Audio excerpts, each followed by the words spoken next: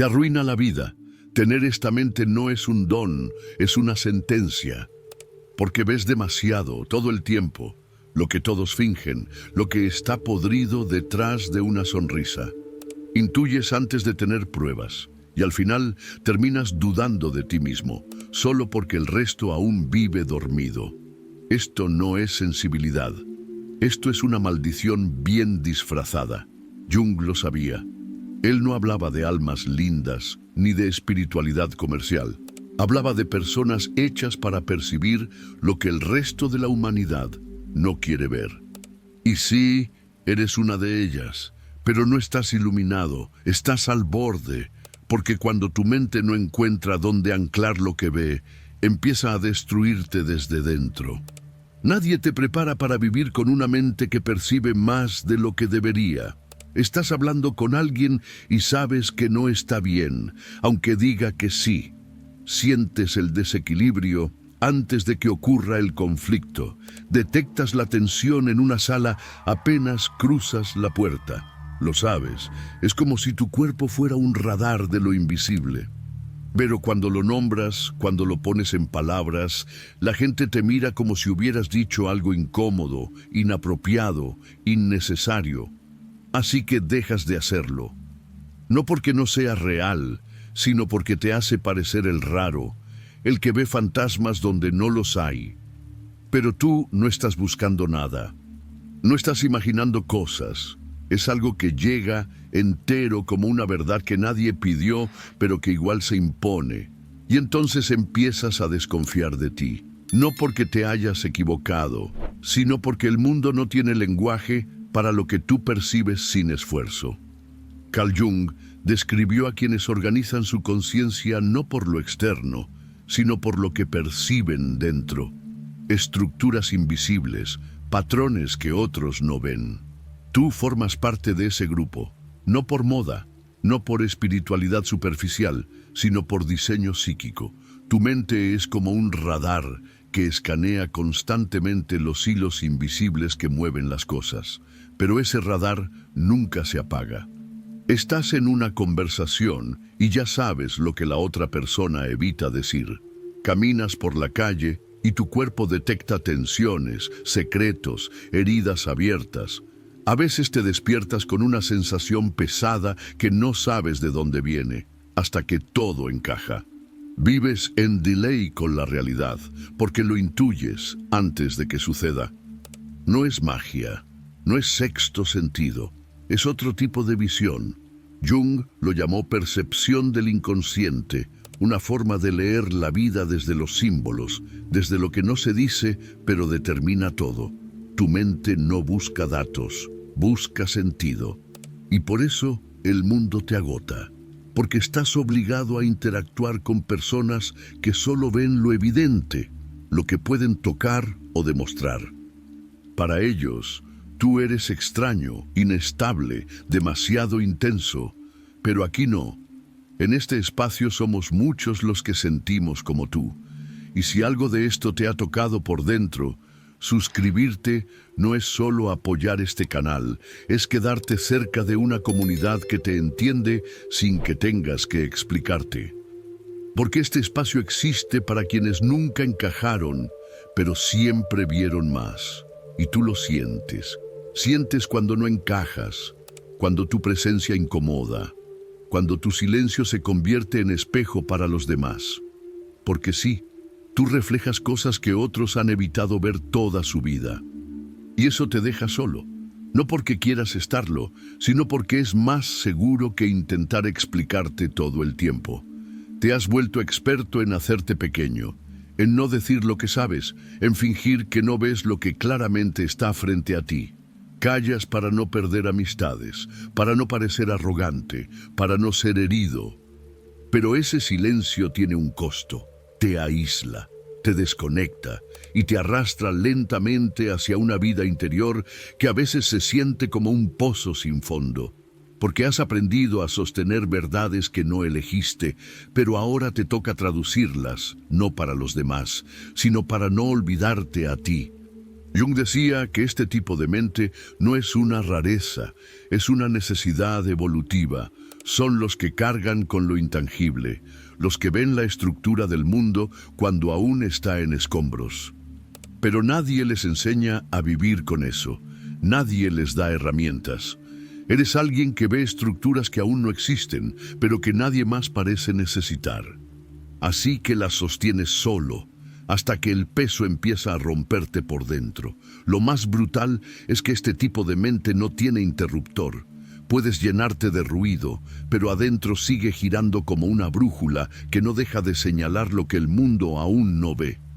Por eso terminas agotado sin haber hecho nada físico, porque procesar emociones ajenas, tensiones no nombradas y futuros no revelados cansa más que cualquier trabajo. Y aún así lo haces todos los días, sin pedirlo, sin quererlo, sin saber cómo detenerlo. Esa es la carga que llevas, no haber elegido este don y tener que lidiar con él como si supieras lo que estás haciendo. Pero hay algo que debes saber. Este don silencioso, este radar interno, no está roto, no es un defecto, es un tipo de visión que aún no ha encontrado su lugar en el mundo, y mientras no lo encuentres, seguirá pareciendo un castigo. Porque verlo profundo sin poder actuar sobre ello es como tener alas en una jaula. Sientes que puedes volar, pero no sabes hacia dónde.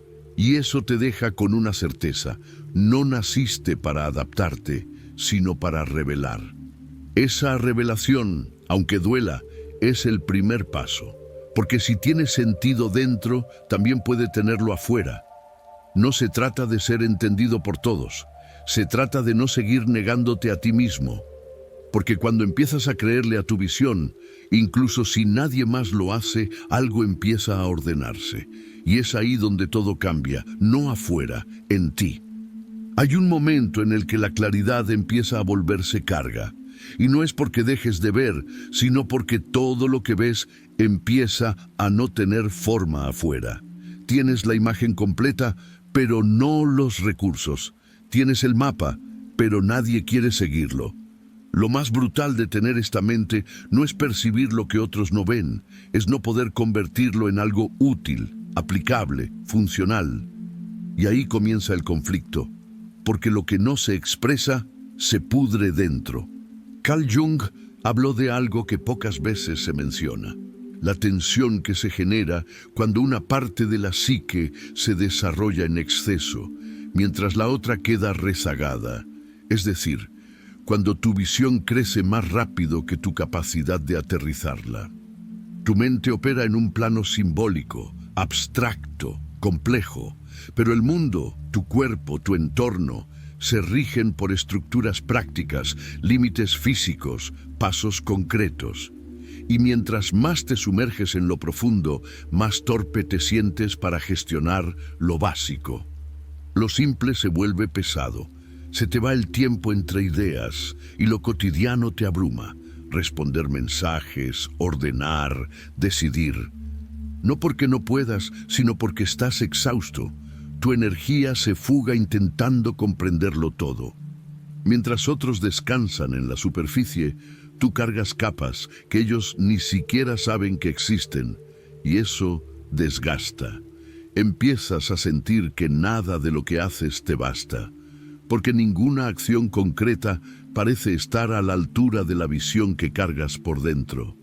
Aquí es donde se quiebra la relación con lo real, porque sin darte cuenta comienzas a desvalorizar lo práctico, como si ordenar tus finanzas, cumplir rutinas o resolver problemas simples fuera perder el tiempo. Sientes que tu mente está hecha para algo más grande y por eso todo lo inmediato se vuelve insuficiente. Pero en ese desprecio silencioso hacia lo funcional, comienzas a desorganizarte por completo, y no se nota al principio. Aparentas estar bien, eres profundo, reflexivo, creativo, pero debajo hay un caos que nadie ve. Tus hábitos colapsan, tus ritmos se vuelven erráticos y tu energía se fragmenta entre lo que intuyes y lo que no sabes ejecutar. Lo más paradójico es que cuanto más percibes, más vulnerable te vuelves, porque tus pensamientos ya no se sostienen en la experiencia. Tu mundo interno empieza a expandirse sin estructura. Y eso no es libertad, es fractura. Jung no lo llamaba problema espiritual, lo llamaba pérdida de integración. Tu yo interno y tu yo funcional empiezan a caminar por rutas diferentes. Uno quiere revelar verdades, el otro apenas logra pagar las cuentas. Uno diseña visiones, el otro olvida comprar comida. Y esa distancia te parte. Muchos colapsan aquí, no por falta de talento, sino por falta de equilibrio, porque nadie te enseña a reconciliar lo abstracto con lo concreto. Y cuando la visión se vuelve más grande que tu capacidad de sostenerla, te vuelves prisionero de lo que sabes. Te paraliza porque lo sientes, lo entiendes, pero no sabes por dónde empezar a vivirlo. Empiezas a sabotearte, postergas lo importante, huyes de lo esencial, no porque seas irresponsable, sino porque tu sistema nervioso ya está saturado. Estás atrapado entre el deseo de construir algo valioso y el agotamiento de no poder sostener tu vida cotidiana. Ahí está el verdadero precio. No en lo que ves, sino en lo que no puedes sostener, porque no basta con tener profundidad si no puedes encarnarla. No basta con saber lo que otros ignoran si no puedes aplicar nada de eso para ti. Lo que era una sensibilidad se convierte en frustración. Lo que era claridad se convierte en ansiedad. Y esa ansiedad no viene de no entender, viene de entender demasiado sin poder actuar. No es casual. Jung observó que cuanto más se desarrolla una función, más se entierra su opuesta. En ti, la profundidad se expandió tanto que dejó a la funcionalidad sin recursos. Y ahora lo sientes como un desbalance invisible que arrastra todo lo demás. Y no es culpa tuya, pero sí es tu responsabilidad, porque si no lo reconoces, se seguirá expresando en forma de caos, de desorden, de cansancio crónico, de falta de dirección. El problema no es ver demasiado. El problema es haber creído que eso era suficiente. No lo es. Ver sin poder materializar es como tener planos de una ciudad que nadie quiere construir. Tu mente diseña lo invisible, pero sin estructura.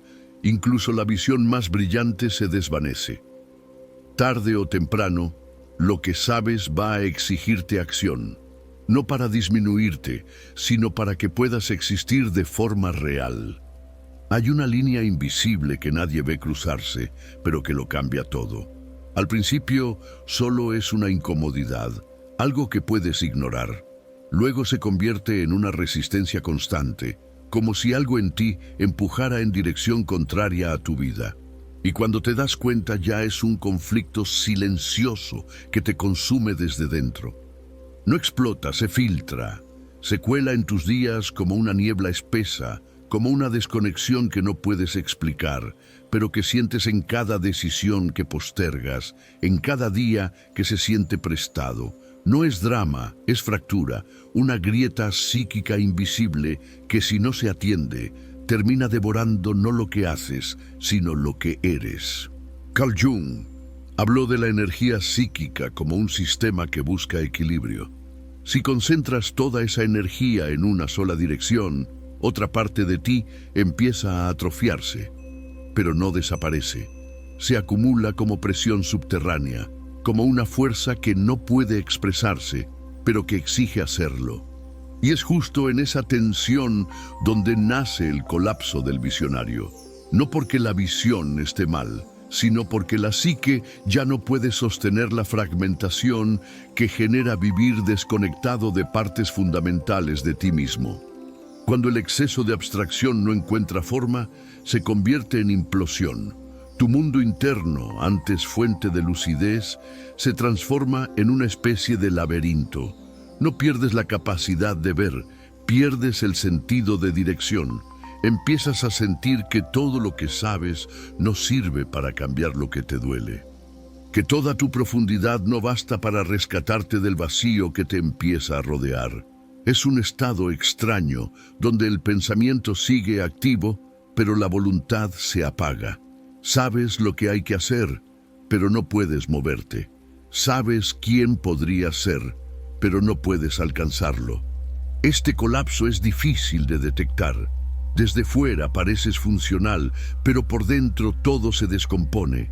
La motivación desaparece, el entusiasmo se disuelve y surge un cinismo silencioso, no contra los demás, sino contra ti. Esa voz que susurra que todo fue una ilusión, no grita, te desgasta. Jung lo advirtió: cuando no se establece un puente entre las distintas partes de la psique, la personalidad comienza a fragmentarse. Y esa fractura no siempre es visible, pero se percibe en la pérdida de sentido, en la confusión crónica, en la incapacidad de comprometerte con tu propia vida. Porque lo que no se integra se convierte en obstáculo. Lo que no se reconoce actúa en tu contra. Y mientras más te alejas de esa reconciliación interior, más empiezas a vivir como un espectador de ti mismo, viendo pasar tus días sin sentirte realmente dentro de ellos. Este no es un problema de autoestima ni de actitud. Es un desfase profundo entre lo que eres por dentro y lo que puedes sostener por fuera. Es el resultado de haber recorrido demasiado camino en una sola dirección sin detenerte a recuperar las partes que fuiste dejando atrás. Y cuando ese desequilibrio se prolonga, la psique empieza a sabotearse, no por maldad, sino por necesidad de equilibrio. Es ahí donde aparecen las crisis sin causa aparente, los bloqueos inexplicables, el desgano que ninguna motivación externa puede resolver. No es debilidad, es descompensación. Es lo que ocurre cuando una sola parte de tu mente ha llevado el peso por demasiado tiempo. Jung llamó a esto la necesidad de individuación, el proceso de volver a ti mismo en totalidad. Pero cuando ese proceso se ignora, la crisis se vuelve inevitable. No como castigo, sino como intento desesperado del sistema psíquico por restaurar la coherencia. Porque no puedes sostener una visión real si no has unificado tus fuerzas internas. Cuando cada impulso va en una dirección distinta, incluso avanzar se convierte en desgaste. Y entonces todo lo que antes era claro se nubla. Tus ideas se multiplican pero no avanzan. Tu energía se dispersa. Tu voluntad se diluye. Es como si todo dentro de ti funcionara, pero en direcciones opuestas. Tu mente quiere, pero tu cuerpo no responde. Tu intuición habla, pero no sabes si aún tiene sentido. Y ahí es donde comienza el verdadero peligro: dejar de confiar en ti. No porque te hayas equivocado, sino porque ya no sabes quién de todos los que habitan dentro eres tú realmente. Ese es el colapso. No perder el control, sino perder el eje. No dejar de ver, sino dejar de creerle a lo que ves. Y si no haces algo, empiezas a vivir una vida que ya no te incluye. Una existencia funcional pero vacía. Y eso, para alguien que ha vivido siempre desde lo profundo, es la mayor forma de exilio que puede experimentar.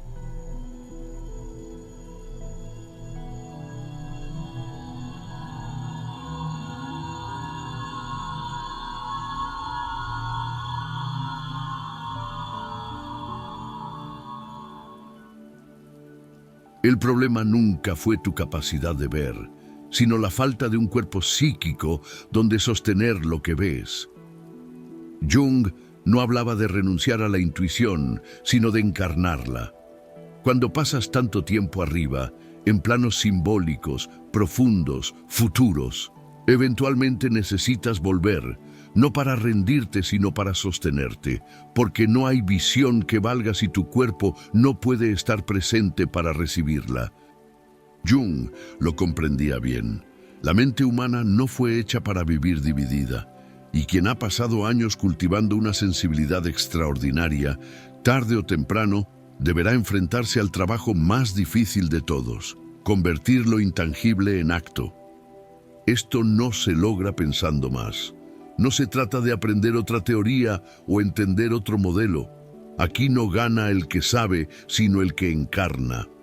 Jung lo llamaba integración. Y no era una metáfora bonita.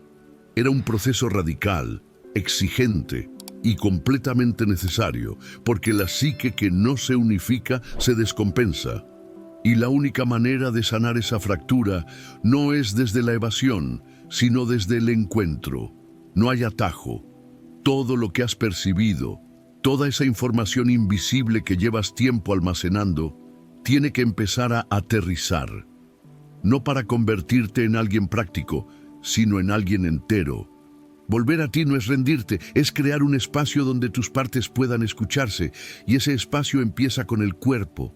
No con discursos, no con afirmaciones, con atención física, caminar sin mente, sin destino, sin estímulo.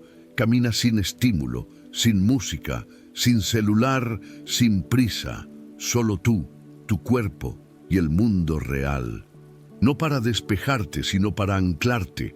Jung decía que el pensamiento más elevado se vuelve estéril si no puede expresarse en una acción concreta. Así que camina, pero no huyas.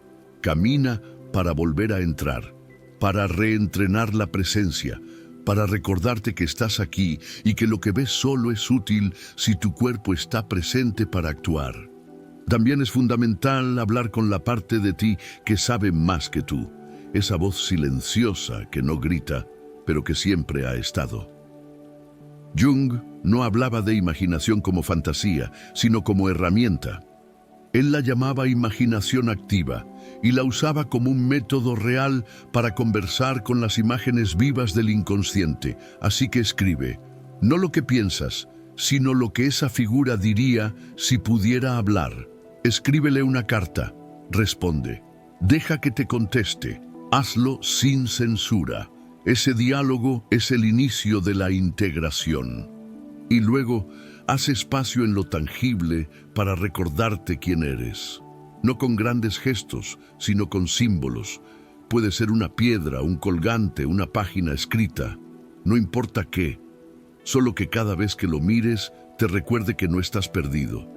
Que tu visión existe y que puedes sostenerla en el mundo físico. Jung entendía el poder de los símbolos como puentes entre lo consciente y lo inconsciente. Cuando llevas algo contigo que representa tu visión interna, no estás decorando tu cuerpo, estás afirmando tu identidad.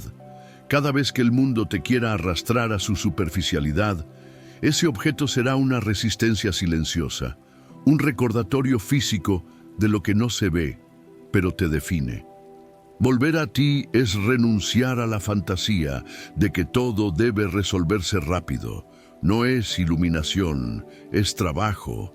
No es escapar de lo que duele, es aprender a caminar con ello.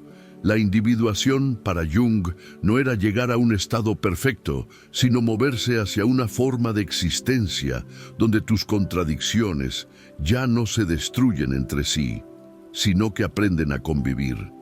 Y eso se logra con prácticas que no buscan resultado inmediato, sino coherencia diaria. Porque mientras sigas separando tu visión de tu cuerpo, tu sabiduría de tu acción, tu intuición de tu realidad, vivirás con esa sensación de exilio interno.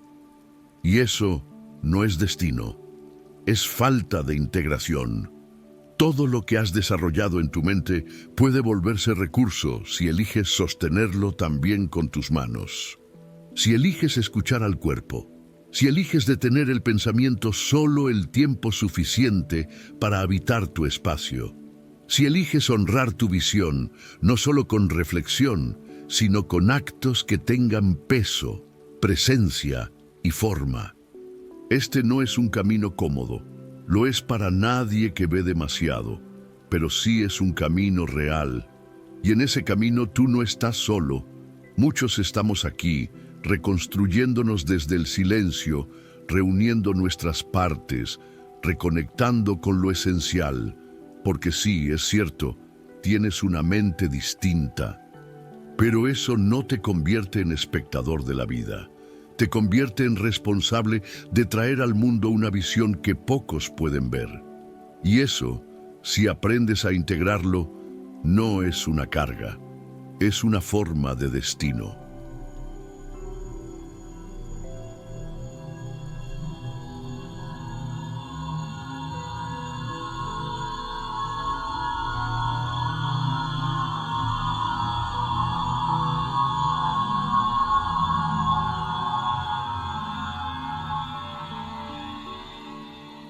Pero incluso después de integrar tu visión, otra trampa aparece: la urgencia de convertirla en obligación.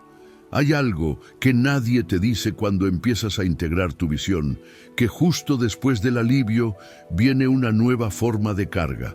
Ahora que sabes, ahora que ves, ahora que entiendes, aparece una voz que te susurra que ya no tienes derecho a detenerte, que tu claridad debe volverse acción, que tu sensibilidad tiene que transformarse en servicio, que tu historia, tu dolor, tus símbolos, todo eso debe convertirse en algo útil para los demás, y no mañana. Hoy es una presión sutil, no grita, no exige desde afuera, pero se instala como una deuda silenciosa con la vida, como si tener un don te obligara a justificar tu existencia con resultados inmediatos. Al principio no lo notas, parece inspiración, una urgencia bonita, sientes que todo por fin tiene sentido, pero pronto ese impulso se convierte en exigencia. Sientes culpa por descansar, por no estar creando, por no hacer algo importante con lo que viste tan claro. Empiezas a medir tu valor por cuánto produces, por cuánta gente ayudas, por cuánto impacto generas. Y cada día en el que no estás haciendo algo trascendente, se siente como un fracaso invisible, como si estuvieras fallándole a tu propósito, a tu don, a ti mismo. Ahí es donde el camino se tuerce, porque lo que surgió como una verdad interna se contamina con una lógica externa: productividad, urgencia, mérito. Sin darte cuenta, empiezas a correr contra el tiempo, no para avanzar, sino para no sentir que estás quedándote atrás.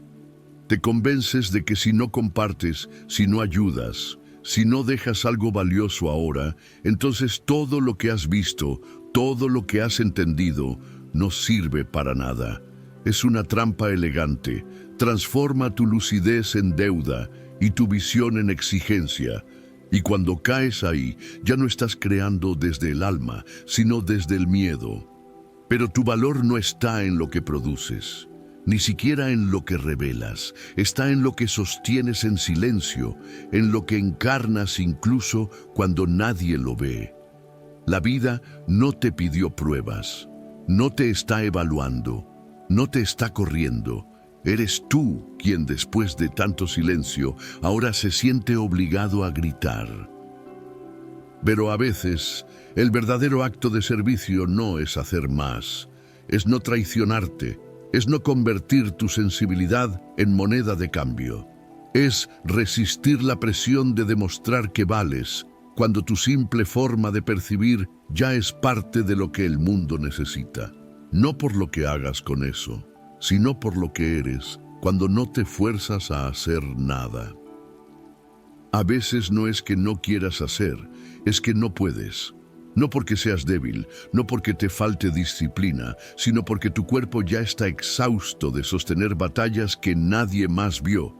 Por fuera pareces funcional, incluso lúcido, pero por dentro hay una guerra que lleva demasiado tiempo abierta.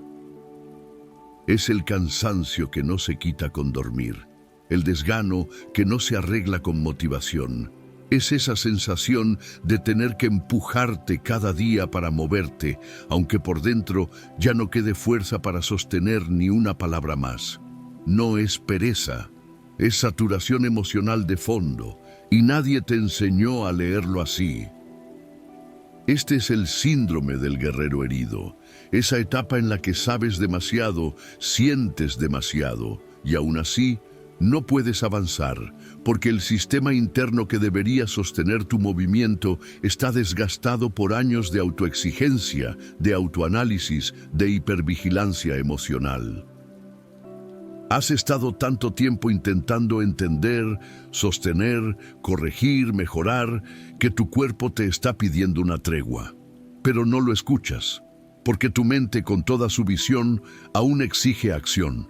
Aún te repite que deberías estar haciendo más, ayudando más, rindiendo más. Y entonces entras en una paradoja. Cuanto más sabes, más te juzgas. Cuanto más conciencia tienes, más te castigas por no estar a la altura de ella. Lo más confuso es que nadie desde afuera lo nota, porque sigues dando consejos, sigues escribiendo ideas lúcidas, sigues pareciendo entero, pero por dentro cada acto pesa, cada decisión agota, y cada intento de empujarte más solo profundiza la fractura. Porque este no es un problema de voluntad, es un desequilibrio entre tu visión interna y tu sistema nervioso. Tu sensibilidad ha ido más rápido que tu cuerpo, y ahora es el cuerpo quien empieza a frenar, no como castigo, sino como mecanismo de defensa. Entender esto no es una excusa, es una forma de volver a verte con compasión. No puedes exigir acción donde hay herida, no puedes esperar impacto desde una estructura colapsada.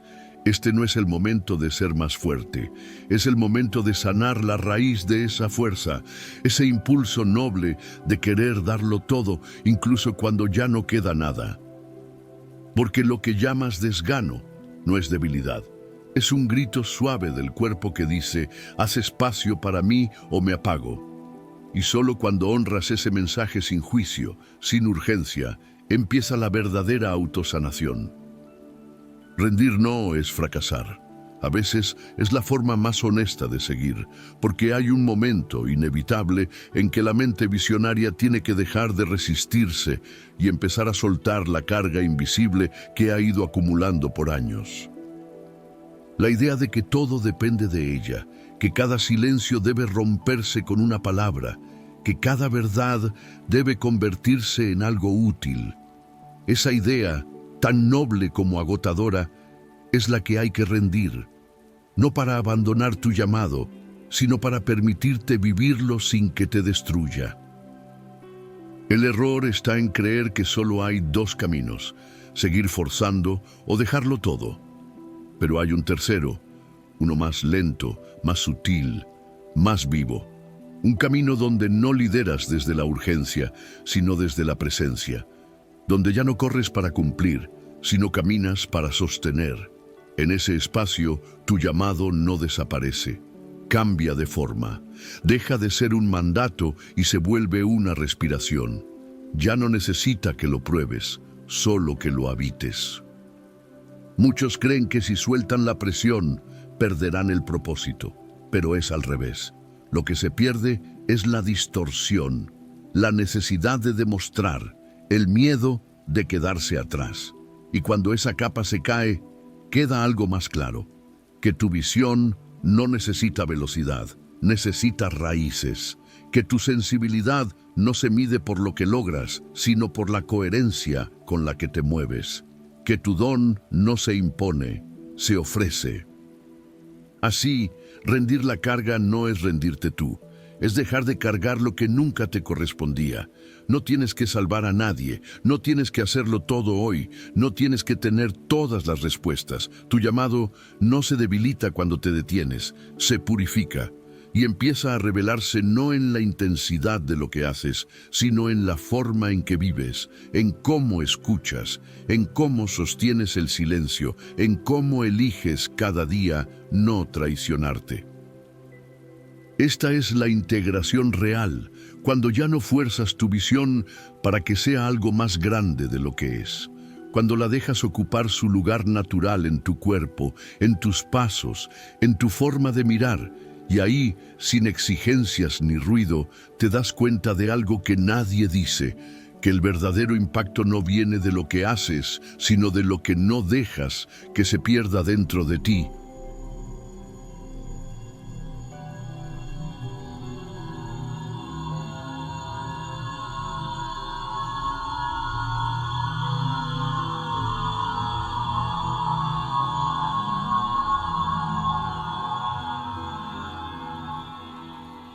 Hay días en los que te preguntas si todo lo que llevas dentro cabe en esta vida.